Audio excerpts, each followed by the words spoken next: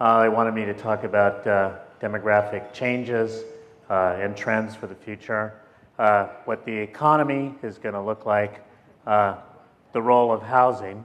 They wanted me to talk about issues about splits between city and suburb and affordable housing. They wanted me to be inspirational and emotional.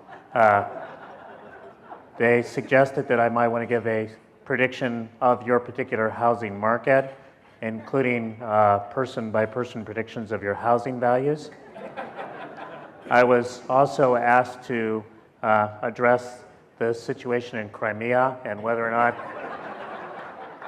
there'd be a way to get Putin to back off. And finally, I was kind of surprised on the way in. I was really asked, I can't believe this request, that I would talk about whether or not Dr. Karl Rove, now that he's made his newfound medical diagnosis of brain damage for Hillary Clinton, might shift his attention to someone who truly has brain damage, Donald Sterling. So, zing! I'm a Clippers fan, but not of that guy. So that's a lot to do in what we in Spanish call a keynotito, a short keynote. So what I'm instead going to do is to talk a little bit about the demographic changes, a little bit about the economy, and then a little bit about what the relationship is to housing, but also how housing has got the work that you're doing is kind of bigger connection to the American dream, and that's where I will end. So I'll get started. I always like to tell audiences before I get started, while I'm speaking, my voice might break a little bit. It's not that I'm emotional being with you, although really it's the highlight of my week. It's that I have a speech condition, speech disorder, that's called spasmodic dysphonia, spasms around the voice box. It's something that Diane Rehm of NPR has, Robert Kennedy Jr. has, so that can happen while I'm talking. And I always like to assure audiences, don't worry, it gets treated once a month with Botox, believe it or not, because that's how we treat everything in Los Angeles. So,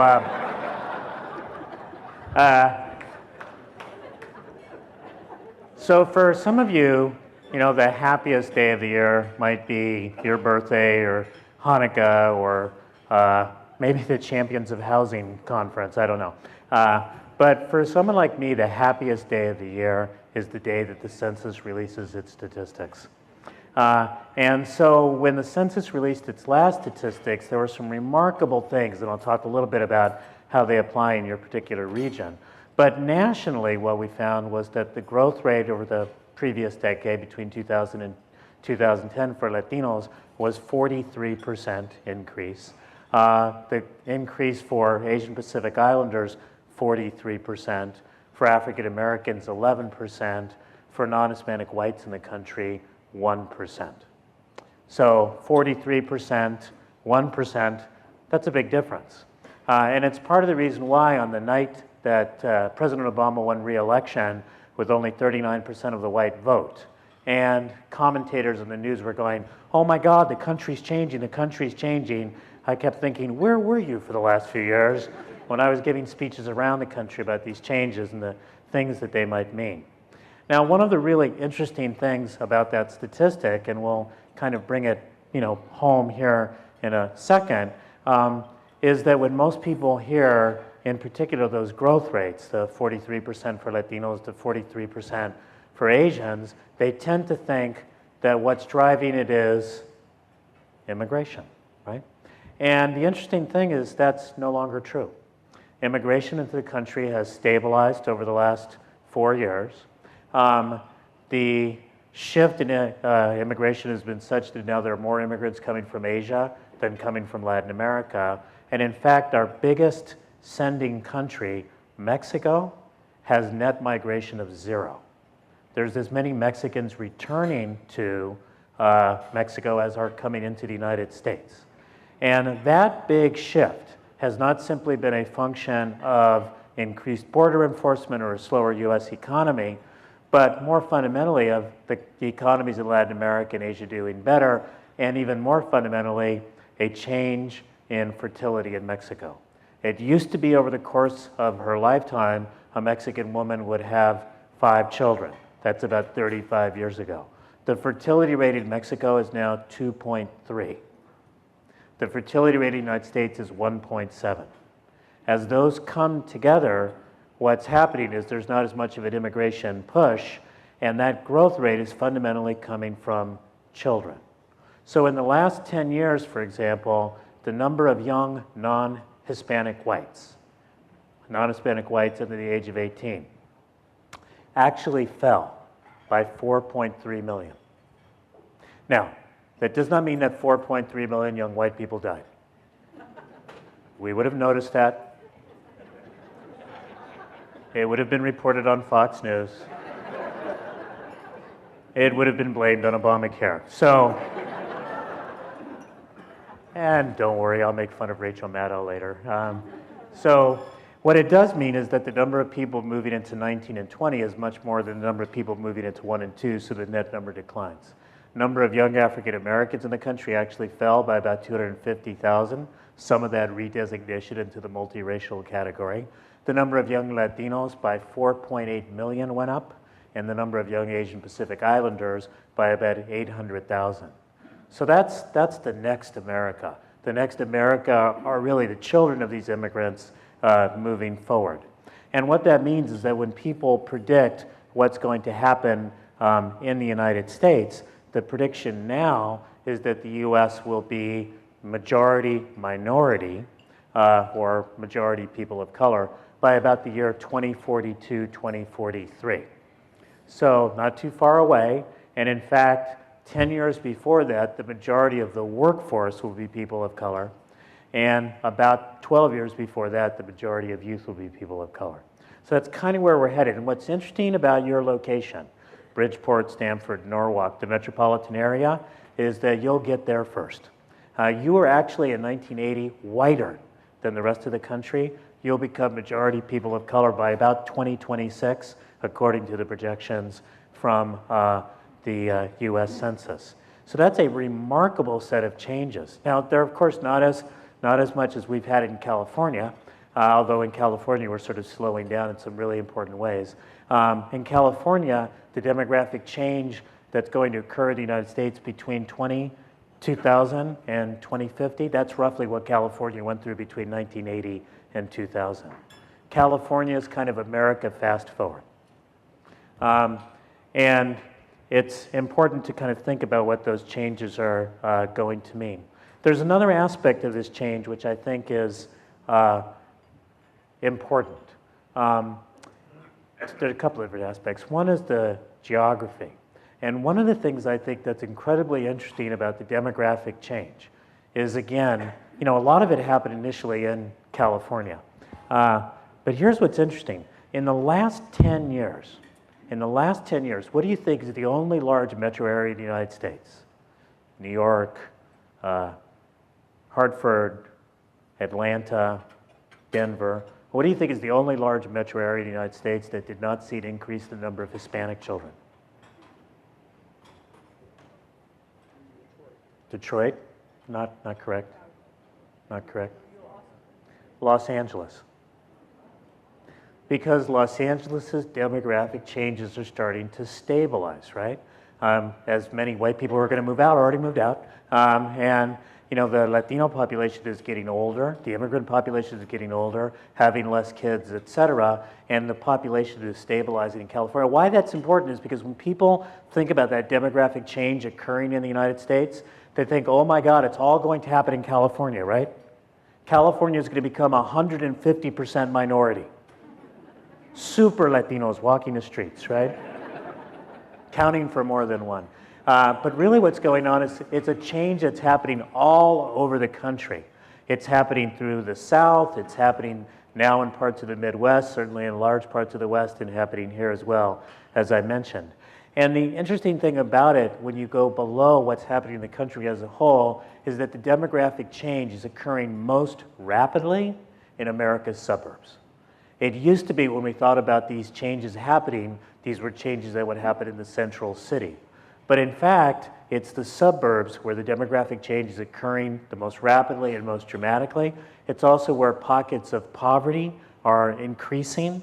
And what's important about that is these are the areas that are not really prepared for those demographic changes, for the shifts in population.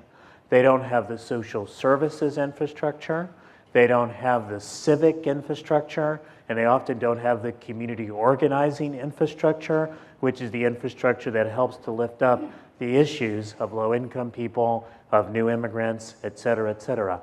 That's why it's really important that you have this affordable housing network that's trying to make sure that every place in your metropolitan area is taking some fair share of the affordable housing that needs to be there, because those are the populations that are changing and moving forward. So those are big demographic changes. The other thing which I think is kind of interesting, I would say about your area, which I think is really important, is that you're actually quite immigrant.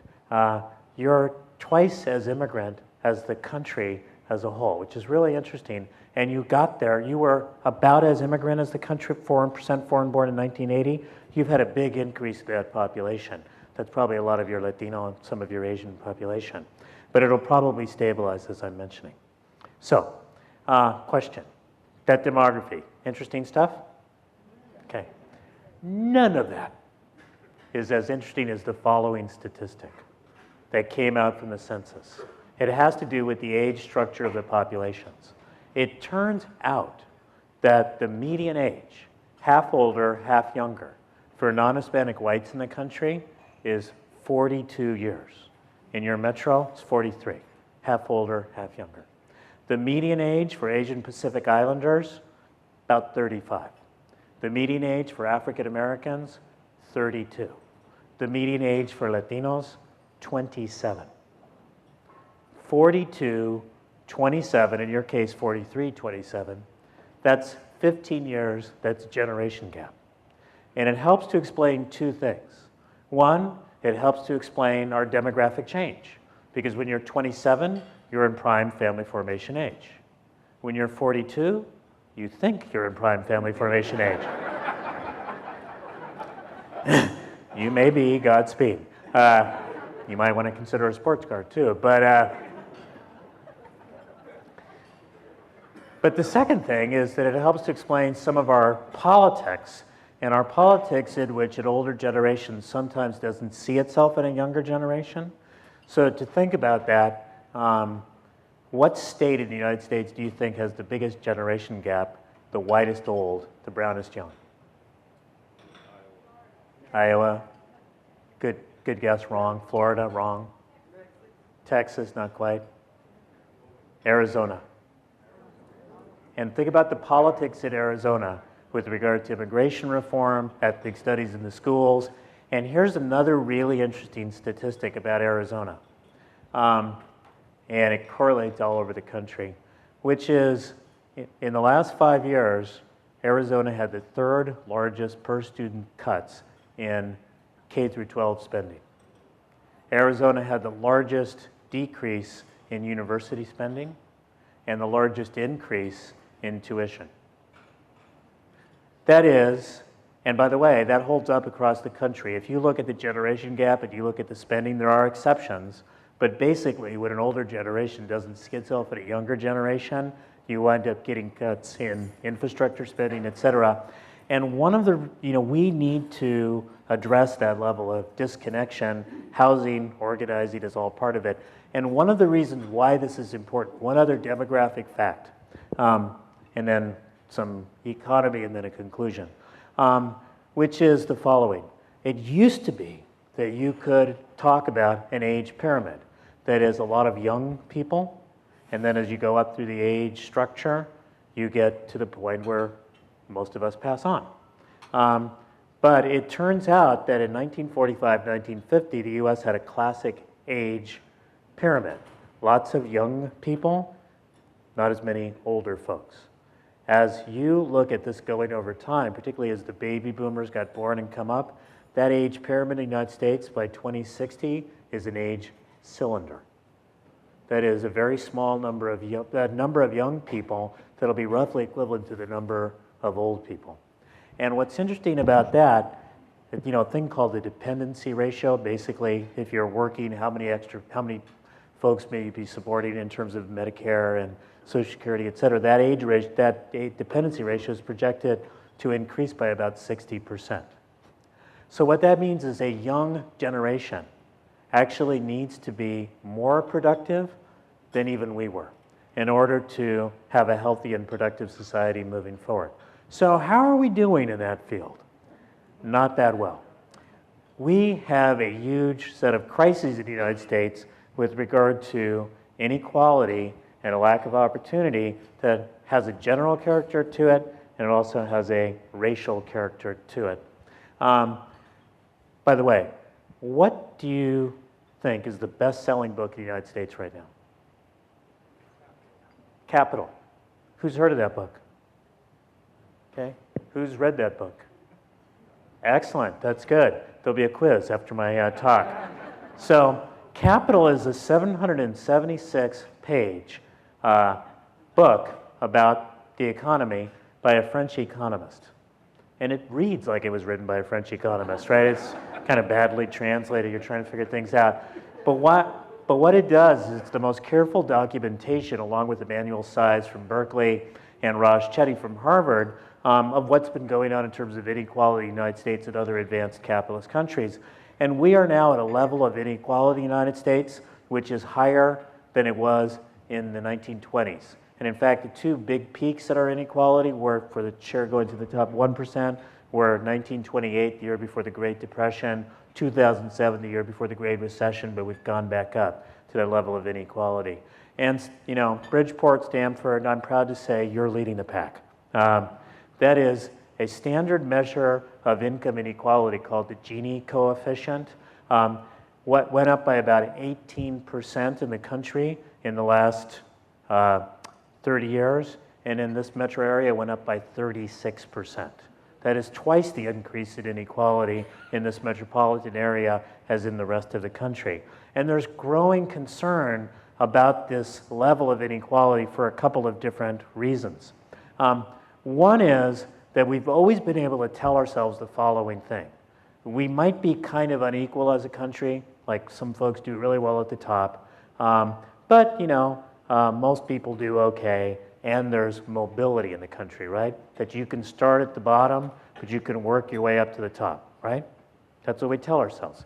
And there's a couple things about that that are not working any longer. Number one, the median wage and median household income levels have actually been flat and declining. There's been a growing gap, not just between the top 1% and everybody else, but between those who are pretty skilled at the 90th percentile and those who are like the 25th percentile. But more than that, we are less mobile, meaning the probability of somebody who's born in the bottom fifth of the income distribution winding up in the top fifth of the income distribution.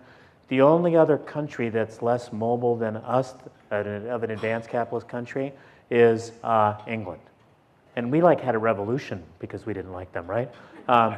Sweden has more class mobility than we do. Germany, versus almost every, the only other countries that look like us are Argentina and Brazil in terms of a lack of class mobility. So and there's a pretty high correlation. If you draw a graph, the level of inequality and the lack of mobility go hand in hand. So the story we've been telling ourselves, right, which is, oh, well, we're unequal, but at least people are mobile, it's not a good story. The other story we've been telling ourselves, and this gets to why it's important to the work that you're doing, is that, well, you know, inequality, somebody might not like it for moral reasons or political reasons or such, but inequality must be essential for economic growth.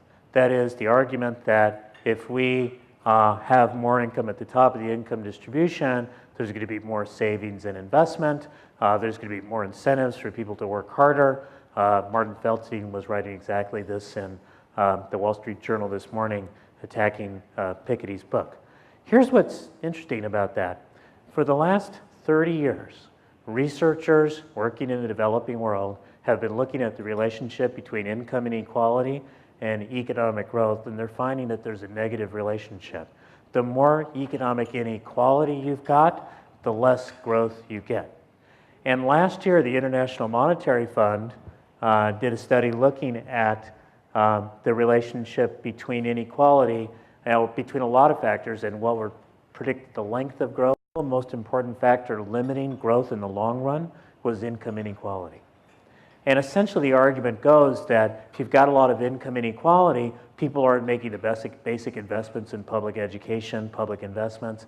There's a lot of division within the society, so it's hard to come up with a growth strategy, et cetera. And so for about the last 10 years, I and a bunch of other people have been doing this with America's metropolitan areas.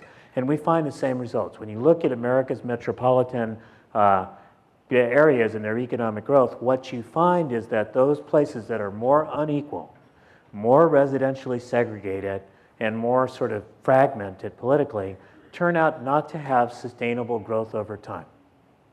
And I always like to tell people, I know you're looking at me, you're thinking, I don't know, man. He's a professor from California. He probably came up with that idea in a hot tub, right?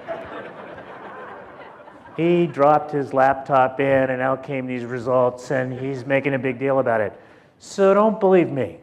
Believe that well-known left-leaning organization, the Cleveland Federal Reserve, which did a study for Fund for Our Economic Future, which is a group of philanthropists and business people try to revitalize Northeast Ohio, and they tried to find out what predicted economic growth, and they looked at it and they found things that you would expect: anchor university, diversified industrial structure, skills in the population.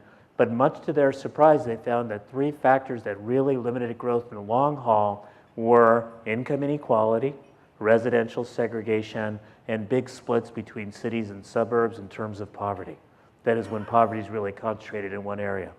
So there is a new message emerging here that not only is inequality something that we might want to deal with for reasons that have to do with our sense of fairness, but it's really related to whether or not we've got mobility, and it's actually related to economic growth, and it's more critical than ever given the changing demography and who it is that are going to be the workers of the future.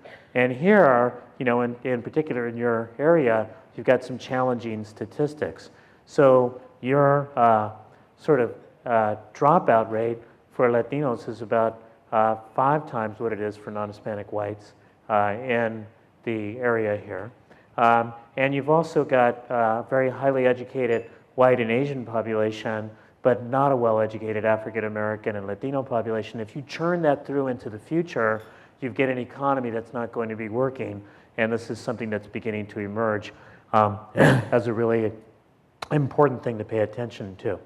So I'm going to try to bring this to a close by talking about the role of housing, but before I do, if you're interested in what I just said, you can buy my book, which we put out last year. It's called Just Growth. And the idea, it's a great title, which is that some people think growth alone will solve all problems. All you need is just growth. We think you need just growth. That is, you need growth that's intentional about equity and opportunity. So it's a great book, well written, available on Amazon.com. And if you're not a big reader, don't worry, it's about to be made into a major motion picture in which I'm going to be portrayed by Antonio Banderas. So I'm really so excited. So with this changing demography, with this idea that we really have to generate opportunity in the economy for everyone, and in particular because if we want the economy to work in the future, we have to make sure that everyone's a part of it. How does housing fit in? How does the American dream fit in? To me, housing is critical, and what you're doing is critical for at least 4 different reasons. One is housing is critical to connecting people to employment and services. So one of the things that's going on is that a lot of the jobs that people can take, that is skilled jobs that don't require many skills, are actually now in suburbs where it's hard to find housing. And so that's one of the reasons why the diversity is going on. So getting the housing in place to connect people to employment and services is critical. Housing is critical because it connects people to particular kinds of educational institutions, schools, that can help their children to succeed or not. Housing is super critical to wealth acquisition. It's the single most important way of people accumulating wealth who are working class and middle class. and it's incredibly important for African Americans and Latinos. If you look at the difference between white wealth and Black and Latino wealth, white wealth is often much more diversified because it's been more generational, and so there'll be sort of equity and stocks and stuff like that. For most African Americans and Latinos who've just made it into the middle class, the main source of wealth holding is their house. And so it's very, very critical for the advancement of that. And of course, one thing people don't think about with housing, but it seems like you are here, is housing is critical to reconnecting community. When you get a mixed income project, right, that is done so well as some of the ones that you've done, and people begin to see that you can have poor people who live amongst you, and it will be okay, right? You can have disabled or senior or people who need help. And it begins critical to connecting us because it's that generational disconnection, that disconnection between communities that's been really critical to the sort of disillusion of the sense of a national identity and a national fortune.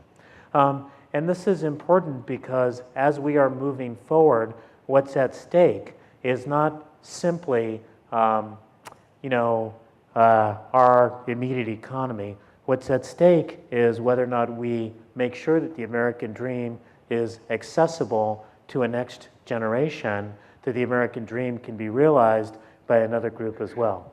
When I think of the American dream, and I think about how it is that we're going to make sure that it once again becomes what captures our imagination and is really a reality for people, I tend to think of my story, which, like many sons of immigrants, actually begins a generation before.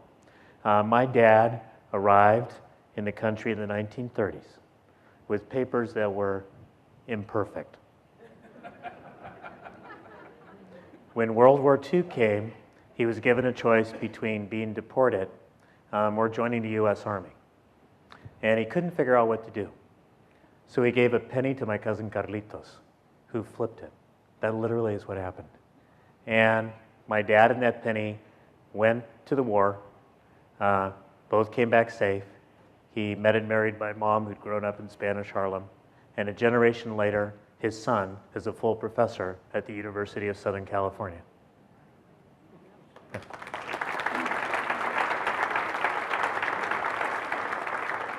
And what I like to tell people and leave them with is that that's a great story, right? It's an American story. And it's the wrong story. It's the wrong story because when you tell it that way, what it sounds like is an individual family and their desires and hard work, what we say in Spanish, their ganas, to get ahead. And my dad had that, my mom had that, I had that. But there's another part of the story. In the 1930s, when my dad had no papers, he had a union which protected his rights at work. And when he came back from the war, there was a GI Bill. And the GI Bill meant two things. One is that he could go with a 6th grade education to a community college in the heart of downtown Los Angeles and learn about electricity and go from being a janitor to being an air conditioner repairman. And our family went from being poor to being working class. And with the GI Bill, he was able to buy a house in a suburb of Los Angeles, La Puente, and finance it.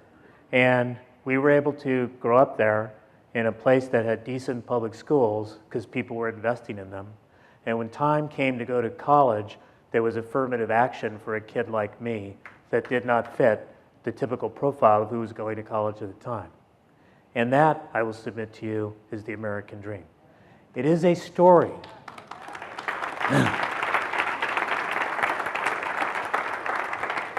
It is a story about families and individuals, because we all need to step up. But it's also a story of the structures and policies that we put in place to make it possible for people to succeed, the housing policies, the housing platforms. And it's also a story of the social movements that put those policies in place.